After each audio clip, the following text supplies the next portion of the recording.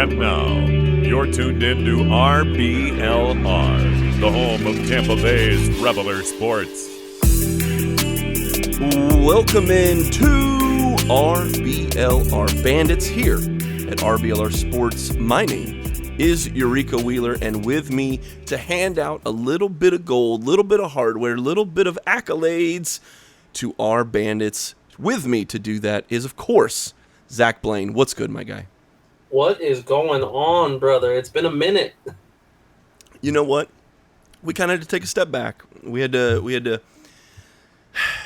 There's no more football to talk about. I mean, there's a lot to talk about, and we'll get into that. And there's going to be a lot more football with some of the names and stars that we've seen here in the USFL as they're moving on to what this is supposed to be: bigger, better, greener pastures. And I don't think you can call the USFL a failure at all when you look at the number of people that have been taken. As of our recording, there are just tweets flying out everywhere of NFL teams that are picking up USFL players. So before we get into that portion of the show, we will talk about all the USFL players as of right now that have made it.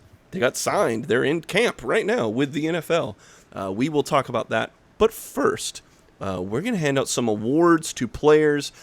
Zach, I know you've been sitting there with your notebook thinking about these amazing awards that you're going to hand out, and I know we're going to have a lot of fun. It should definitely be some fun. Well, before we get into that, too, since we got you here, hit that like button, hit that subscribe button, wherever you're at right now, wherever you're hearing us. It's a little thing, and it helps us a lot. We're also on social at RBLR Sports and RBLR Bandits on every social media. So, Zach, my man.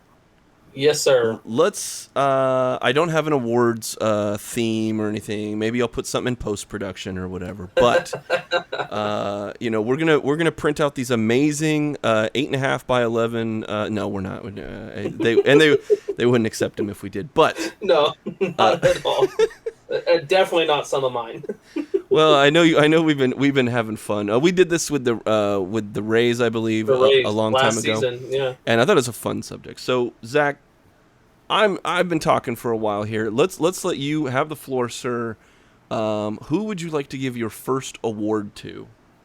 All right. So, the first one, because I feel like it would not be an RBLR Bandits show without bringing up the award, the guy who's getting the award for the one that got away. And that is the one and only Mr. Christian Sam.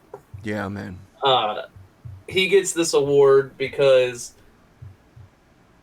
he was our defense in the nicest way possible to the rest of our defensive guys. He was the guy that was kind of the heart and soul of Tampa, of the Bandits, and through some stuff that was uncontrollable, kind of just got away from us. And I think it may be due to one of my other awards that we'll talk about later on. Yeah, I mean, what can't you say about Christian Sam? This is a guy who did it all for us. He was the shining star while he was here. And he was the first USFL player to get picked up by an NFL team. So, take that for what it is. Out of all the people that could have got signed, he got signed first. So, exactly. Let's we'll stick with defensive then. I got another defensive guy, and I think we share this award, or at least you have an award with him. So let's give him both of his awards here. Mine is the Mr. Wish We Had You Sooner award, and then of course. Who do you think I'm giving that award to? I think you're giving that to Mr. Anthony Butler. That is absolutely correct. I mean, real quick before you give your reasonings, I'm going to tell you guys I also had Anthony Butler on my awards list. No, yeah, exactly. And I think it fits perfect. I got the "Where the hell did you come from" award given to him. Yeah. Yeah, well, and I figured this was a good time to bring him up because we did get rid of Christian Sam. I mean, there's no way to say about it. It wasn't we cut Christian Sam for whatever reason, and fortunately, unfortunately, we're big Christian Sam fans. Obviously, that's been well documented, but we didn't lose a lot in terms of productivity because somehow, some way, they found Butler who just showed up and showed out, man. I mean, this is why I'm saying I wish we had him sooner. You were giving him the "Where the hell did you come from" award, because he was dominant, a really good presence on the interior. I mean, all the things that I really love about Christian Sam and what he brought to this defense. Butler was out here making tackles for loss. Butler's out here making plays and just chasing people down. I'm surprised he hasn't been signed yet. There's only been one Tampa Bay Bandit technically that's been signed to the NFL rosters, and I'm surprised that Butler's not in the mix. I mean, because if he's back for a year too, boo, buddy, we're still going to be pretty high on this defense.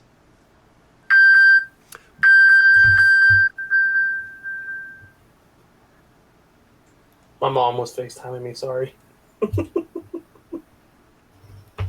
You're good. Yeah, we're going to be really high on this defense if Butler, if he doesn't make it to the NFL, but if he's back for year two, we're still going to be really high on this defense. Yeah, and in a weird way, I hope he's not back. Yeah, sure. If that, like, for Tampa, I hope he's back. But for him, I hope he's not back. I think that he proved himself, led the team in tackles in 5 games. Like, he was our leading tackler after playing just 5 games. Yeah. That's insane to me, and I think if that doesn't show that he's ready, I don't know what will. Absolutely, man, and I don't know if we would have had them both at the same time. I mean, just imagine what Pepper Johnson could come up with if he had two Christian Sams, if you had 2 Butlers, both these guys are just like amazing. They were looks like they were made in the same factory, buddy, all the way through. Yeah. Just we both rave a lot about big, like, just dominant defensive linebackers specifically, but I can't gush them over, and these are well-deserved awards, guys. Well, I have one more defensive award to hand out, and I think it's apropos to give it to here. So I'm going to give the Clockwork Consistency Award to another linebacker, shocker, Travis Feeney. Travis Feeney was the second leading tackler on the team, 50 tackles, 7 tackles for loss, and 4.5 sacks. This guy could do pretty much anything you want. He filled up the stat sheet however you wanted him to play, and he was a menace in the backfield. He's a hard hitter, amazing, and just consistent. Man, with Travis Feeney in the lineup, I was not worried about the linebacking core, whether it was Sam or Butler next to him. I think that Feeney did a wonderful job for the black and red. Yeah, I think you nailed it on the head. Probably the most, between him and Butler, the 2 most consistent players on that defense by far. All right, what's your those are all the defensive guys I have. Do you happen to have anyone else on the defensive side of the ball? I do not. Okay. But close to defense and just as important, in my opinion, would be special teams. Oh yeah, okay, we can go there. Yeah. And this is one that I would imagine we probably both gave this guy an award because he is that guy. I gave him, listen, the award name, I'm going to go ahead and warn you guys now. If you're not fans of the UFC, you won't understand why I gave him this award. So he gets the Anderson Silva Award, and I will explain it for you guys. Anderson Silva was a guy that was known for his front kicks and just his kicking in general, aside from just being a badass, which I think that this guy is as well. But Mr. Brandon Wright, the best punter in all of the USFL, averaged, 48.4 average punt yards. That's correct. In 10 games, he punted the ball 2,176 yards. And he did the kickoffs for us. Like, he was just probably the best player at his position in the USFL. Yeah, 100%. Here's another dude not signed. I don't know why Brandon Wright is not right now kicking balls It, in the NFL. exactly. It's again, you said 48.4. That would have been top 10 in the NFL. So I think it's seventh best it would have been in the NFL. He can boot the ball. His longest punt was 76 yards, which would have been the third longest in the NFL, and 36% of his punts. That's 45 punts. So almost a third of those were inside the 20-yard line. Yeah, So what do that's you insane. what do you want? He can kick it where you want it. He can kick it as far as you want it, and he does that on average. Like he just does the thing. So with that said, you gave him the Anderson Silva Award. That's a very dangerous man, and Yeah. I gave him what we should call his leg, which is the Mr. Registered Weapon Award to Brandon Wright. This thing is lethal. It is precise. It is, and there is a master marksman at the helm of that weapon. So, yeah, Brandon Wright. Yeah. I'm just gonna call him the Registered Weapon or whatever. Like I don't know. But yeah, for now on, we got to get some RBLR Oh, shirts with the registered weapon with just his leg. Well, hey, if he's, maybe we'll hit up Brandon. We'll be like, hey, buddy. Well, maybe he's not into that. I don't know, but we'll hit him up. We'll be like, hey, man, we could make some shirts for charity or something. Exactly, it'll work. So I'm all about that. Well, unless you're giving an award to Ryan DeSalvo for best long snapper, I think we're done with special teams. Other than, I mean, well, there's a couple guys that were on special teams that we'll give awards to, but special teams specifically, I don't have any other awards. Yeah, nope, that's all for me. The rest of mine, I have one offensive award and one special award. All right. Well, let me give another award out then. Let's hear it. This is the Mr. Came Out of Nowhere award, and that goes to tight end Cheyenne O'Grady. Maybe this is just me because I don't follow Arkansas. I don't follow a ton of. Don't? I don't follow a ton of college football. So for me, this was an experience. I love this time and this league for showing these guys off that. Correct me if I'm wrong, man, but like was Cheyenne O'Grady like a highly touted guy even in college? I don't know that he was highly touted, but I know that he was very good in college, but then ran into some legal troubles. Yeah. So I don't know. I mean, I think we said this in the very beginning. I also didn't follow Arkansas. Yeah. Hell, up until I was like 18, I thought it was Arkansas. So I don't follow the Razorbacks. With that being said, I thought that he was kind of coming out of high school, I think he was like a 3 or 4 star recruit. Okay. Then had legal troubles. Yeah. But up until he became a Tampa Bay Bandit, I'd never heard of him in my life. And that's exactly why I gave him the Mr. Came Out of Nowhere award. And I think, look, we did a whole intro show that was just us getting to know. We were saying these names and we're like, I don't know anything about these guys, and we were really excited to learn about them. I think that Cheyenne definitely is one of the dudes who was very consistent as well. He ended up being a very good blanket for Jordan Ta'amu. I mean, 45 targets. He caught 32 of them for 371 yards, 173 of those yards after catch, and 2 touchdowns. We were excited for one of any of the tight ends to become a focal point in this Todd Haley offense. And O'Grady is the one guy that I think went from absolute nothing we know about him to now, like, that guy is a steady presence, and he might be a guy that's back for year 2.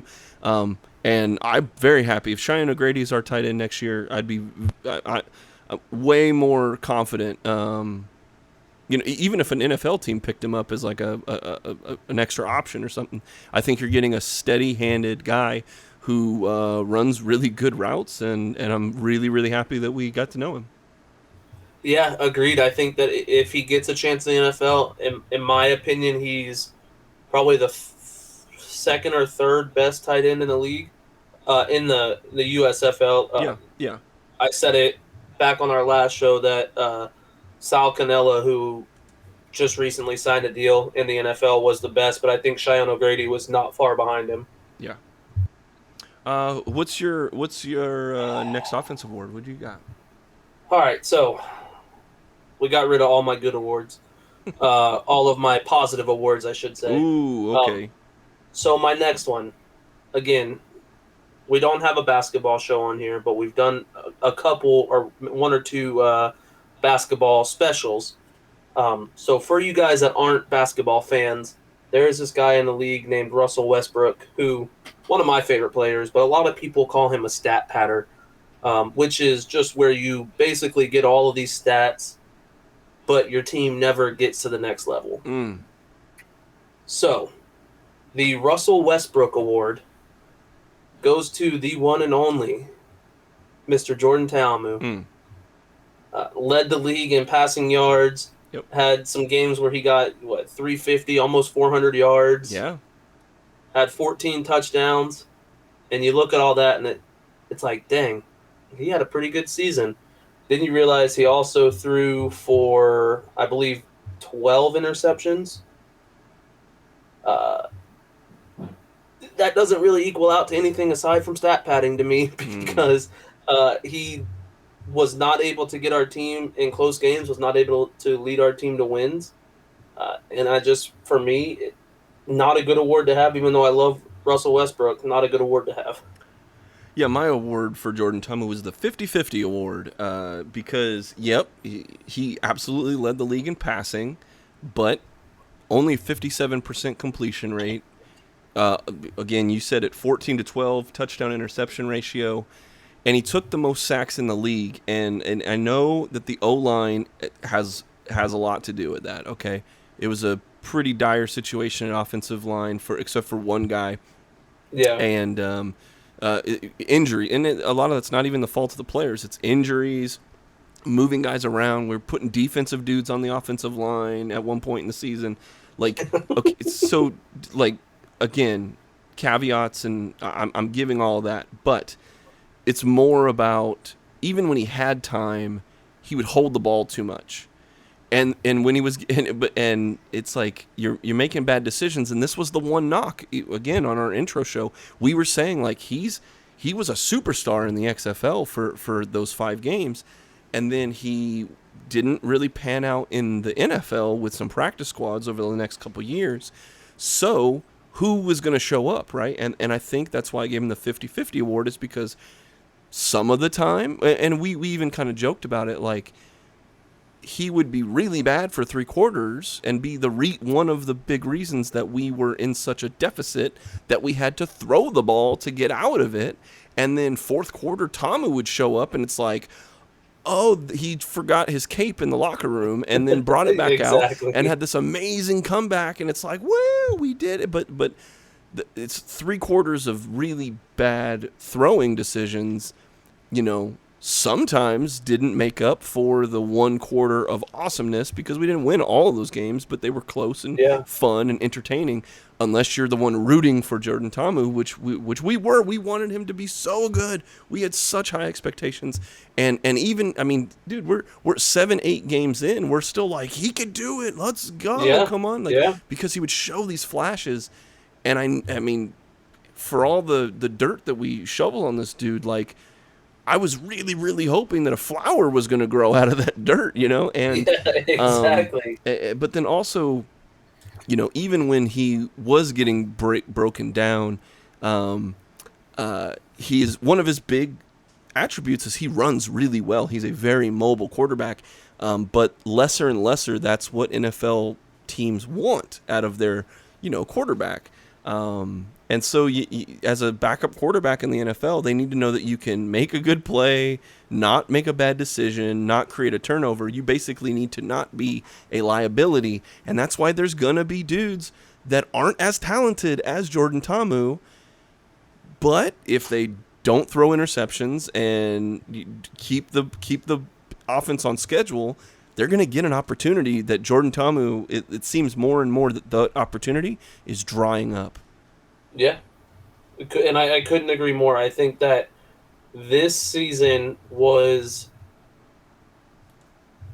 his chance to show NFL teams that he was different than, like, he was at the top level of the USFL, of all of his other stuff.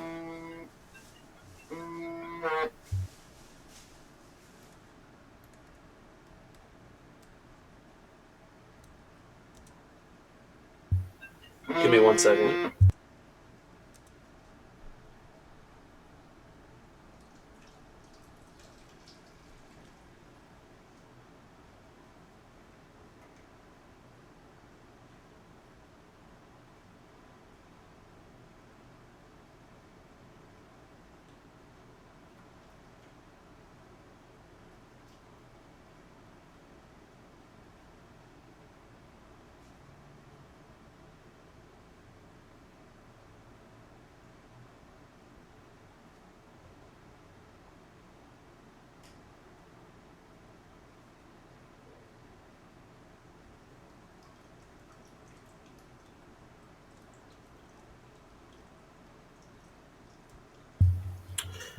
All right, I'm going to start over with my Teamu thing.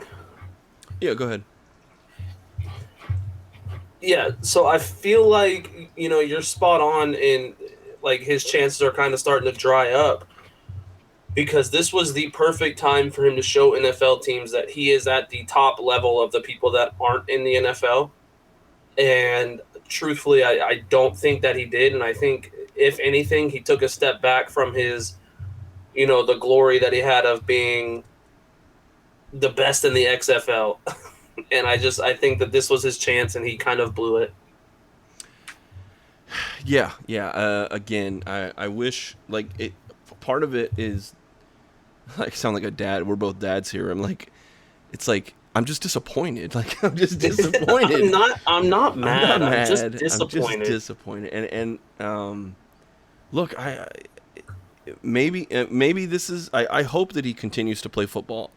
Because when he's so good, when he is good, it's so good. And I'm like, yes. And I see it, and I'm like, it just needs to be harnessed however he can do it. Just that much. Just get it a little more consistent. Exactly. From quarter 1 to quarter 3. Because we know you can pull magic out of your hat. We know that you can do all this stuff. So, but we've been saying that all year long. And we really have. And I feel like we're a broken record when it comes to that because as negative as I've been about him, I've never wanted him to fail. No, sure.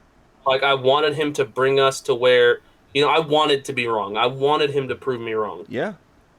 And, like, I feel like over the course of the season, it went from being super positive on him and super high to, like, that fading. And then week 7, 8, 9, I'm like, this guy is for lack of a better term, he's a bum. Yeah. Which I don't think he is. I think that he has the potential to be a really good quarterback. But the feeling is true. The feeling was true. Yeah, like, I feel like he can be that guy in a backup role in the NFL. Do I think he'll ever start in the NFL? If someone's injured, maybe. I don't think he's a starting quarterback in the NFL. Yeah. But I think that he's a guy who can step in and play, a couple of quarters in the NFL when someone's hurt or something along those lines. But he did not prove that to me last season. Yeah. Well, let's get on positive. I have a few quick ones to throw out there. Let me hear them. Before we get to the guys that are actually in the NFL. A couple of them. So my Mr. Do It All award goes to Derek Dillon, who I'm kind of surprised isn't signed anywhere. I mean, because if you want to talk about all-purpose yards, man, 447 kick return yards. And that he can bust him out 30. He had a 30-yarder somewhat. Which there weren't a lot of good kickoff returns, man. No. I think the first return was in the championship game, if not one of the playoff games. But it was one of the playoff games because the game was won by a kickoff return, if I'm not mistaken. So, I mean, he's sticking out. I mean, the only thing he didn't do is run one back. But, again, like one dude did. So, but as an offensive wide receiver, 257 yards after the catch and 4 touchdowns. Pretty damn good year for Derek Dillon. That kind of goes with my other guy, which is Mr. Get the Job Done. It goes to a guy I know you're a big fan of, is that John Franklin III. Because, he could also return kicks, and I think that's his biggest skill set. I think that's where he has the most to offer a team is unless you figure out a set of plays, which they tried to do in this league. They tried to get John Franklin the ball.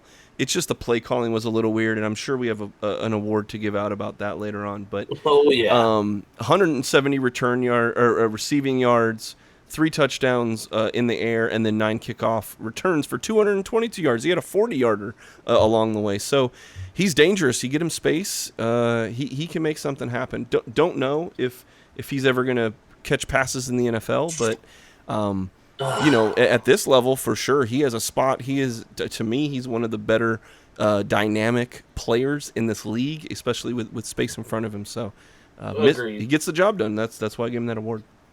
Yeah, I think that he is a guy who, if he got a chance in the NFL, I know the last team he was on happened to be the Tampa Bay Buccaneers. Yeah. Some stuff obviously went down with COVID vaccines and stuff. Yeah. But he wasn't technically on the team when that happened. Sure. I think he just needs an opportunity to where he can show himself at multiple different positions. Yeah. I feel like they put too much focus, and I mean, granted, it's their job. Like, that's why we're not running NFL or USFL teams. But I feel like there's so much focus on he's not a good pass catcher. Yeah. Where, like, I mean, you look at people like, and I've said this before, Matthew Slater of the New England Patriots. Someone that I don't even know if he's got 50 catches in his whole career, but he's been in the league for, 12 years now? Yeah. Someone that all he does is special teams, and I think that JF3 can be a very efficient returner of punts and kicks. Yeah. And even then, put him as a gunner. He's played defense. He knows how to play defense. He played defense in the NFL when he was on the Chicago Bears. So he's a guy that I'm passionate about because I really like him, but I think that he's not getting his shot because he's not a great wide receiver. Yeah. Unfortunately, at the NFL, there's always a new batch of young, cheap guys that are coming out that might have the same skill set. But as much stuff I was talking about the offensive line, in the trenches award goes to Jaron Jones. So much turmoil on the offensive line, but here's a dude who is an all USFL selection at right tackle. I have no idea again why he's not signed to an NFL team. I mean, attitude. Yeah, maybe, but look, here's a problem that the XFL and the USFL and the NFL are all dealing with, is that there's just not enough top-level offensive line talent. Yeah, There just isn't. So when you have a dude who is a proven, no, again, he might think I don't know. I've never sat down and had a sweet tea and lemonade with him or nothing. But again, there's a lot of egos, there's a lot of attitudes, there's a lot of stuff like that. But at the end of the day, it's about ball, man. And this is a dude who's shown he can ball, and that's the coach's job. That's your big job. Yeah. That's the main thing. Look, all these guys, there's a lot of coordinators, there's a lot of people that know how to draw up X's and O's and all that stuff. But what happens in between the snaps is what we're looking for. And part of being a head coach is managing the tempers and egos and wants and needs of your players. So, if they got attitudes, great, but it shouldn't. I don't know. That's your job. Yeah, exactly. Sorry, dude. I agree. Yeah. It's not to you, but sorry, guys. Hey, man. Exactly. If you think you can't contain a hothead, all-level USFL offensive tackle, maybe you shouldn't be a coach. I don't know, man. Funny enough, though, I mean, unfortunately, the Bucs just had an offensive line injury that looks like it's potentially season-ending. Yeah. I mean, I would love for Jaron Jones to go to Tampa. Yeah. I would love it. I think that he would fit in. I think that Tampa's offensive line is built on just mean, nasty guys. I mean, Ryan Jensen was literally known for being a hothead. So I think if anyone can get him settled down, it would be Todd Bowles over there with a little bit of Bruce Arians' help in the front office. Yeah, they'll be all right. I've got one more award, and that's also to an offensive tackle, but not for being an offensive tackle. It's for being the hidden weapon. The hidden weapon. I know right where this is going. This is a man. Zach, you want to talk about efficiency? 100% of his targets were catches. You want to talk about yards after catch? This man, almost 2/3 of his receiving yards were yards after catch. And that, of course, is my man Corbin Kaufusi, the hidden weapon. The hidden weapon. 1 target, 1 reception, 32 yards, 20 of them yards after catch.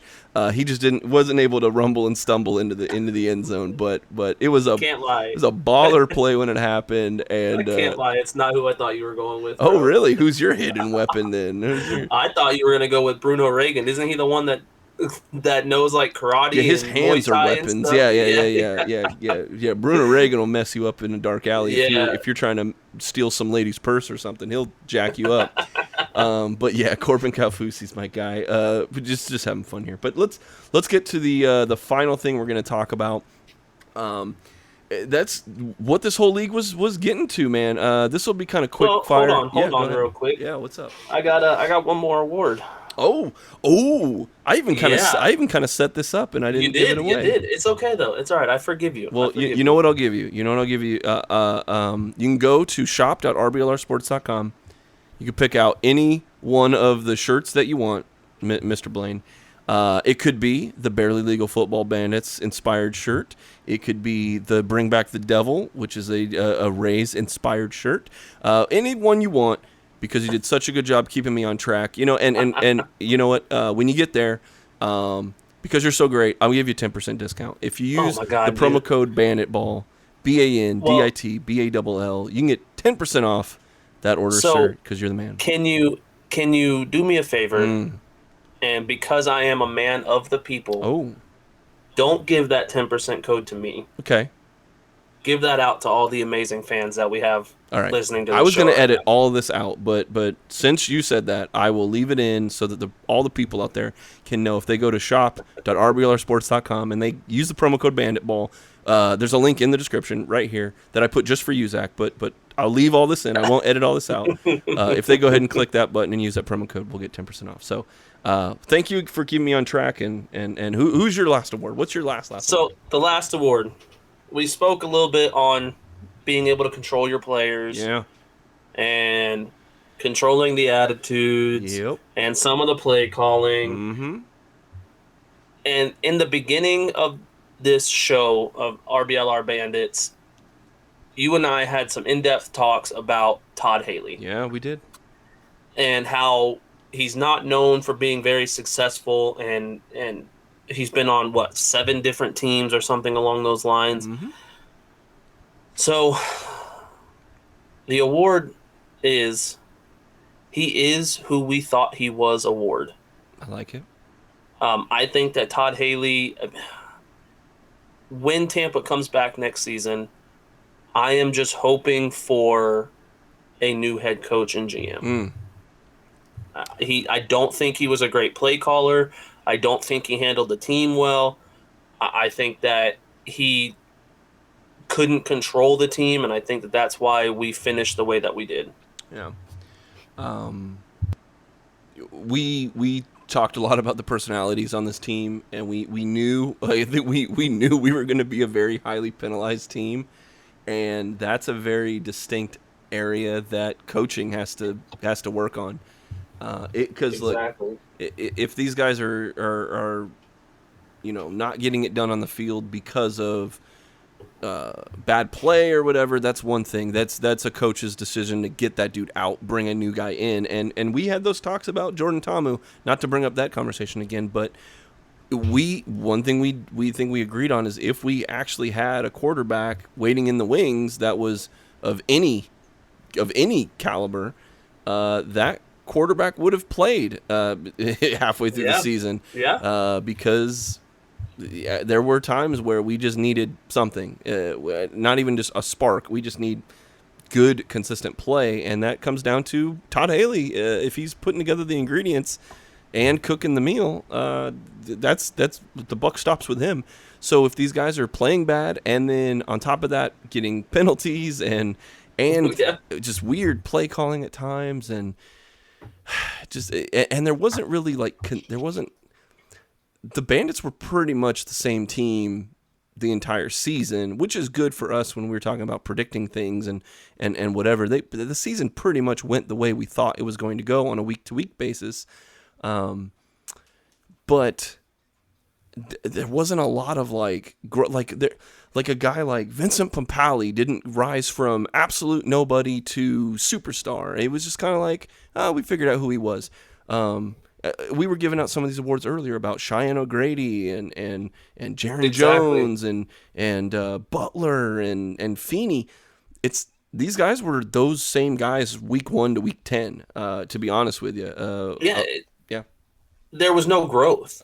To be honest with you, yeah, I didn't. It wasn't. That's what it felt like. And granted, some of these guys played amazing. Yeah.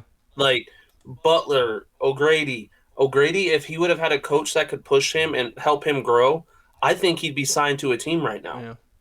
And I mean that like 100% in my head. That's how I feel. Yeah. So it's like we talk about consistency, and it's like, oh yeah, we were consistent. Yeah, we were consistently the same every single week, and that same wasn't enough. We needed that push. It was the same problems too. Like it sounded like clockwork with a lot of our gripes, because it was like we knew what the problems were going in, and then it was either they did or didn't happen, or if they, could they overcome their mistakes that we knew they were going to make. And so that's the kind of growth you want to see too, is that that you learn something. And look, man, we're not in the locker room. We're not there. We do have some information about the inner workings of the team and things like that. But all in all, there wasn't a lot that really was like, you know what, Haley just had a bad rap. People don't understand who Todd Haley is, and oh, you know what? No, it's exactly what you said. This is they are what we thought they were award, and he was exactly as advertised. And again, we're talking about the players rehabbing their personas and their abilities and things like that. To me, there's nothing about this season that makes me more confident in Todd Haley as a coach. There's nothing. I mean, he's okay, I guess, but at this level, he should have been like leaps and bounds better than all these other guys. And I mean, other than Kirby Wilson, there's not a dude that I'm like, oh, there's a worse coach than Todd Haley. There were some guys that broke out, that have really padded their resume, or they've kind of shown, that they've got some gusto in this league. And Todd Haley was one of the dudes that I think you're going to give a failing grade, if not just he did okay. And that's how I feel about him, is like, I wasn't that hot coming in with him as our coach. And now that I've been through the experience for 10 games, I'm okay if they change, man. Yeah, I would be happy. I was kind of the opposite of you. I was very happy when we found out that he was a coach at first. I'm like, Todd Haley, he's the only other NFL guy, head coach. Him and Jeff Fisher were the only two. Yeah. I mean, they had other people that had some experience, but him and Jeff Fisher were the two former NFL head coaches. Sure. And it was just a thing where I was like, oh, I thought him and Jeff Fisher were going to rule this league. Yeah. And by week 5 or 6, I was like, what is this guy doing? Yeah. And then when we cut Christian Sam, I was like, what the hell is happening? Yeah. And so I lost all faith in him. If he comes back next year, I'll be disappointed. Yeah. I'll still root for Tampa, but I'll be disappointed. Right. Yeah, well, I can't wait to talk about all that, because as the things work their way into what season 2 is going to look like, the USFL has stated there will be a season 2. Yeah. So they're doing a lot better than any other spring league that's popped up in the last 3 decades. So we'll see. But one thing too that you cannot, again, I said this at the beginning of the program, that you can't call the United States Football League a failure, because we have.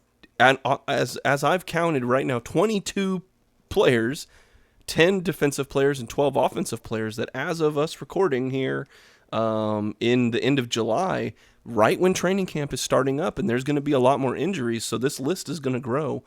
But we have 22 players. That's a team. That's a whole team of guys that are whole starting lineup that are leaving the USFL in good fashion and in a great way, because they're moving up to the league. They're getting their shot again, and I can't be happier for a lot of these guys. This is going to be quick. We'll just do them in order. The very Okay. first guy that got taken off the board is Christian Sam. What more can we say? We are the Christian Sam fan club. And, Yep. he's the first guy that goes to Dallas. And a lot of defensive guys in the beginning. There's kind of a run on defensive guys, and there's some offensive guys towards the end of this. But here's a guy, all USFL player, Channing Stribling, was with the Philadelphia Stars. Ends up going to the Washington Commanders, who also pick up another cornerback, DeJuan Neal from the Generals. He's going to be in Washington. Defensive tackle Doug Costin was with the champion Birmingham Stallions. He's going to the Pittsburgh Steelers, and this is a dude that had previous NFL experience. Started in Jacksonville, 13 starts with the Jaguars. Played on Cincinnati's practice squad. Doesn't work out for him in the league. He comes down here. All he does is win a ring, and now he's back in Pittsburgh. Feel free to chime in if there's any of these guys you want to talk about. Defensive line, Jeremiah Farms Jr., not a big name that I knew about, but he's going to your dad's favorite team, the New England Patriots. He was a guy that I was surprised to see. Okay. I don't have much on him, but I also didn't hear much about him when we were watching and doing our shows. Obviously, Bill Belichick, as weird as he is and out of the ordinary that he is, he knows usually what he's doing when he signs people. So the fact that he got picked up by New England, I mean, it says something to me. Yeah, dude, on the defensive line, 31 tackles, 2 sacks. We would have taken that production. Hell yeah. The Las Vegas Raiders, who their coach, Josh McDaniels, had glowing things to say about the United States Football League play. Mm-hmm. They're picking up Ike Brown, who had 16 tackles and 2 interceptions, coming out of the New Orleans Breakers, which was the best defense in the entire league. Yeah. And now he'll be lining up trying to intercept Derek Carr passes at training camp. So not too bad there. A guy you know a lot about, tight end Sal Cannella, all USFL tight end for the Breakers. He's going to the Packers, who they know a thing or two about getting the ball to a tight end, and it's one of your favorite dudes, I'm sure. He is going to be a guy that I would almost at this point, I mean, I wouldn't put any money on it, but I would almost guarantee he sticks with this team. The Packers are in such need of offensive help, especially after losing Devontae Adams. He, out of everyone that signs, I think is going to be the guy that can make the most impact.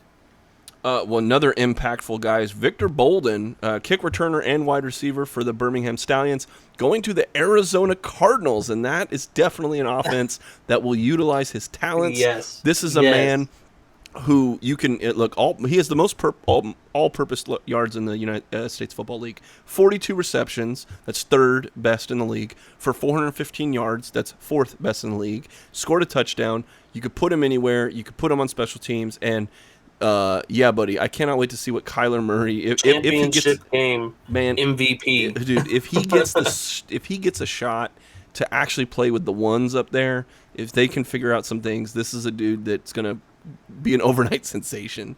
Yeah, I mean, and I don't know if I've mentioned it over the 10 episodes or 10 episodes during the season, but Oregon State alumni, go Beavers. There's your boy. I had to sneak that in there. All right, take a shot. I had to. If that's on your bingo card, hit that bad boy.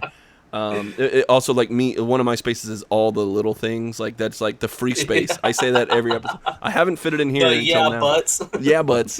That'd be like one of the corner pieces in our bingo card. Yep. All right, so this will be a little quicker. Carlo Kemp from the Pittsburgh Maulers going to the Los Angeles Chargers. And a couple quarterbacks here. Luis Perez getting another shot in the NFL with the Rams. He came in as an injury replacement in New Jersey. Had some XFL experience with New York. So no stranger to spring league, but he's on an NFL roster for the time being. But here's the other guy. Kyle Sloter, the New Orleans Breakers, all USFL. Yeah. But here's a dude. I don't have a lot of hope for this. And most confusing signing I've seen. And I would feel a little better about it if it wasn't Jacksonville that brought him. Exactly. Because I don't know. Like again, like until proven wrong, man. Kyle Sloter, if he was going somewhere where like we know, I mean, there's not a quarterback controversy in Jacksonville, but there's still some maybe injury concerns with their young quarterback. Yeah. There's a bad, worse offensive line kind of stuff that like, and you're only a couple things away from getting Kyle Sloter in there, and I don't know if he's ready. Not to mention they're one of like the quarterback. What's the word? Like purgatory, basically. Yeah. Like their quarterbacks never succeed. They're never healthy. Look what happened to Blake Bortles. He was the guy coming out of UCF. Yeah. And then he goes to Jacksonville and just sucks. Yeah. They're like Cleveland, basically. Yeah. Yeah. So, I mean, if he was backing up, if he was in Green Bay or something like that, or maybe, anyway, I don't know. There's potential there with Kyle Sloter. But look, trust me, I'm a Denver Broncos fan, and he was with us, and he was like a preseason god. And then he went to Minnesota and was a preseason god for one game. And every fan base is like, we love this guy, Kyle Sloter. We love him. But I don't know if he's NFL material, man, at this point. I say as I sit in my chair on a podcast.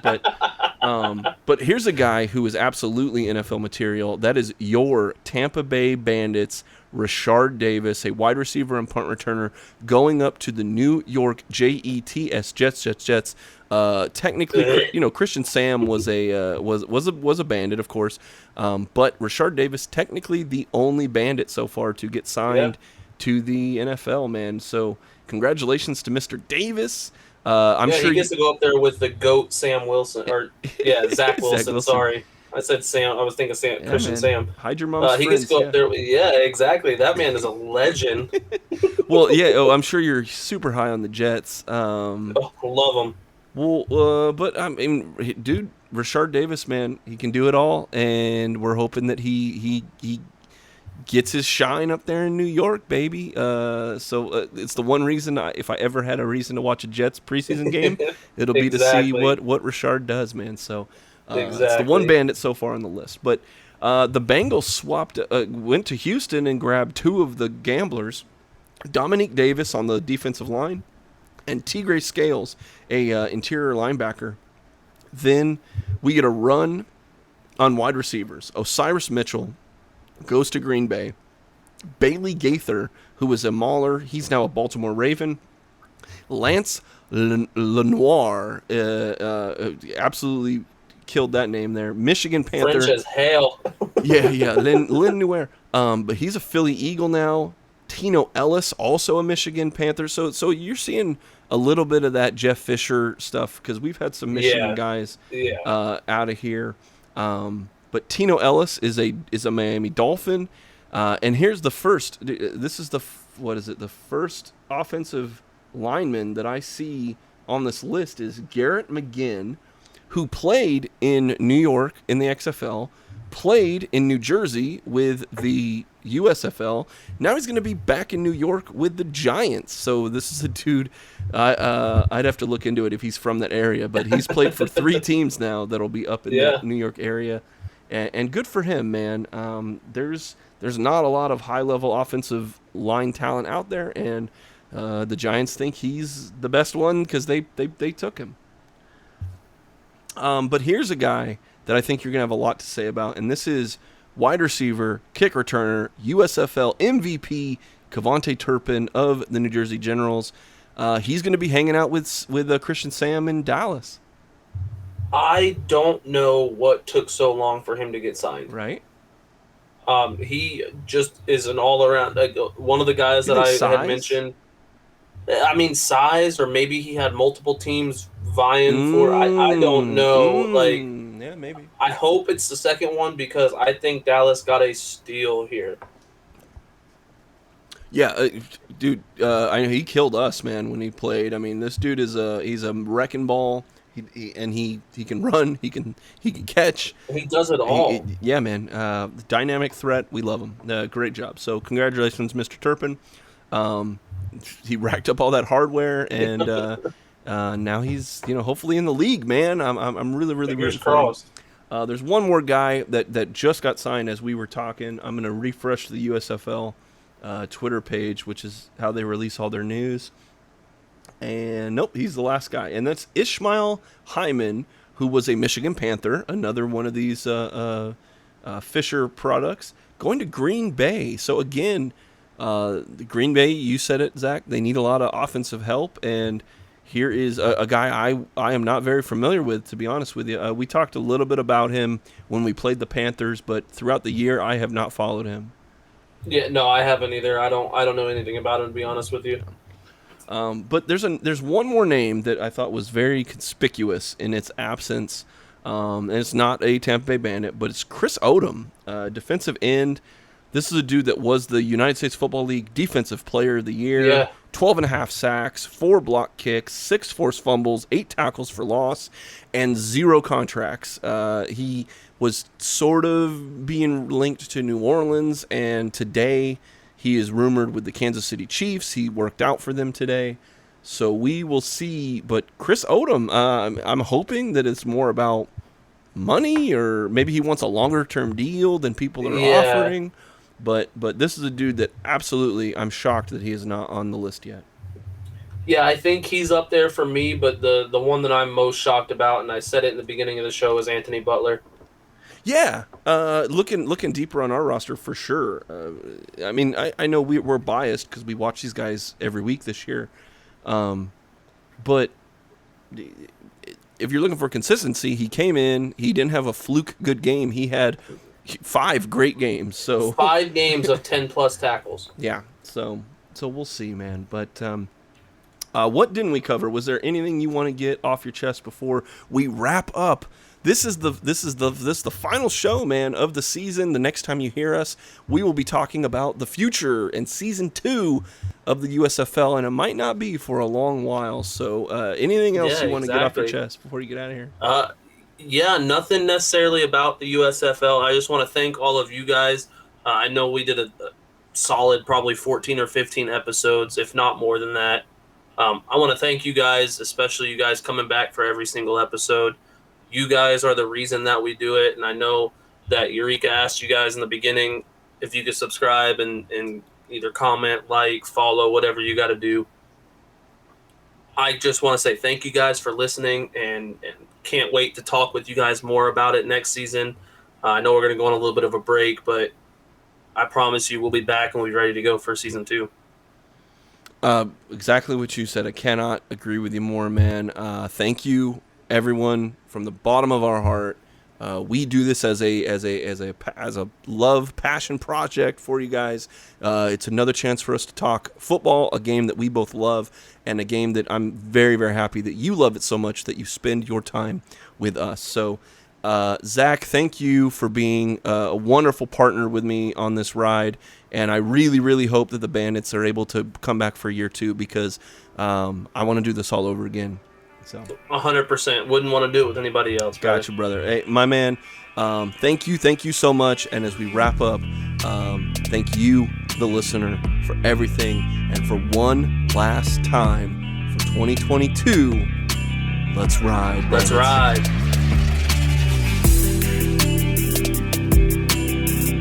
Thank you for tuning into this presentation by RBLR Sports. On your way out of the stadium, please remember to like and subscribe.